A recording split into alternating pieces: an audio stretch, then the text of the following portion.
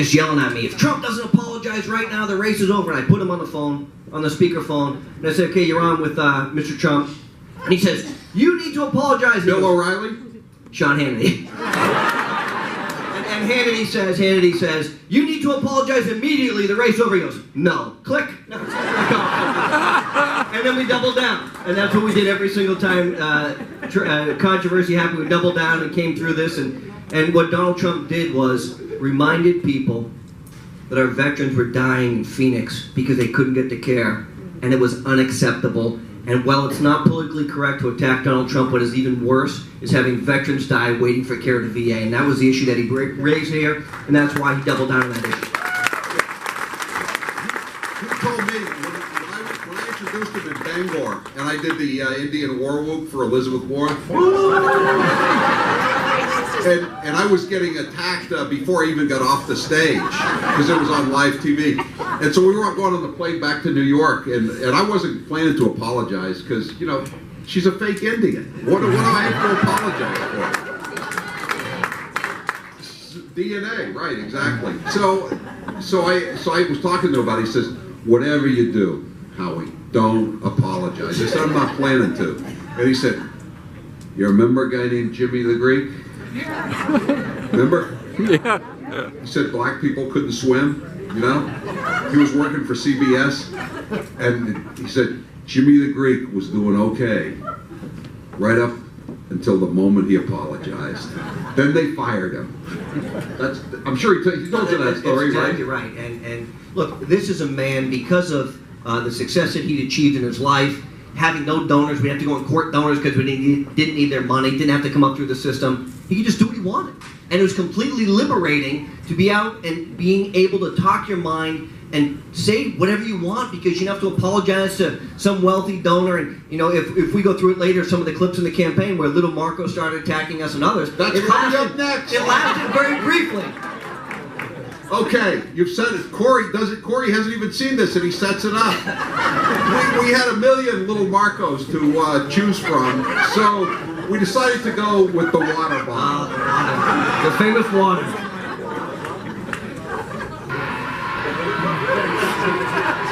It's Rubio!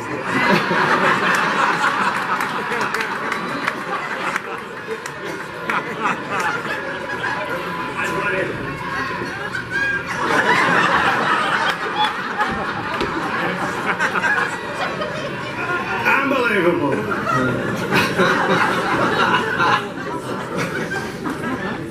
Rubio's done well though lately. You know, he stood up for the Second Amendment. He's not a bad guy. Sometimes. Well, I think that, you know, the future of the Republican Party realized when he lost all but a half of a county in his home state in the primary that he probably needed to realize he wasn't ready for the presidency, and has decided to support Donald Trump, who's the most popular candidate in Florida. Okay, now the next guy, this is one of the people who's now in the cabinet, and he's really a good guy. His name is Rick Perry. But, well, why don't you tell us about Donald Trump's relationship with Rick Perry? It's had ups and downs. Let's see which part this is. Kasich. No, we'll go back. There it is. I see Rick Perry the other day, and he's so, you know, he's doing very poorly in the polls. He put glasses on so people will think he's smart.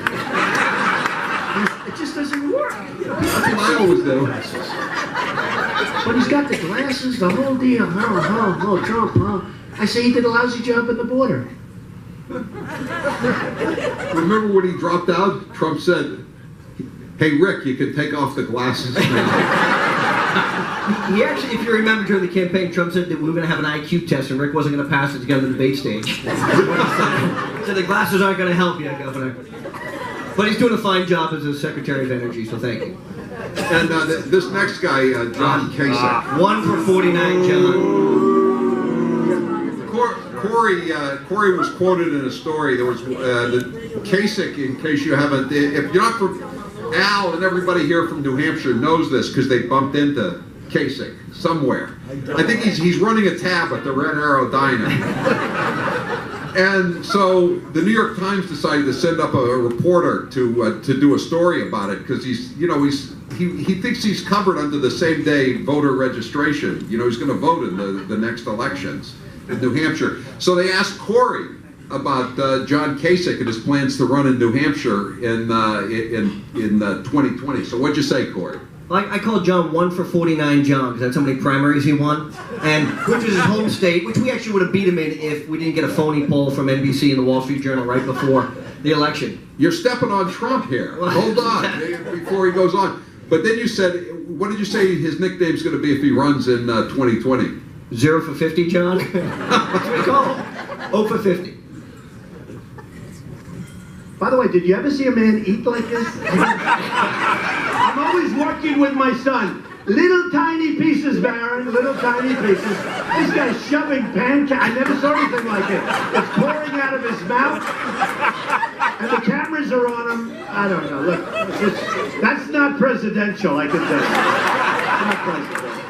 So, Kasich is doing worse than many of the people that left months ago.